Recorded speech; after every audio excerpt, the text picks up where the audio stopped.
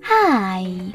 In front of me is ZTE Blade A32 and today I would like to show you how you can turn on or off its location. You need to begin by going into Tab menu and looking for Location shortcut. When you find it, click on it. As you can see, mine is now grey. That means that location is disabled, but you can always enable it by hitting the same tile again. If you wish to, you can also go into Devices Settings, scroll down just a bit and tap on Location.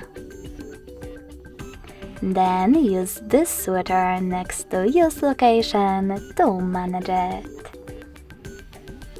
Thanks so much for watching. If you enjoyed this video, don't forget to leave a like, comment and subscribe. Bye!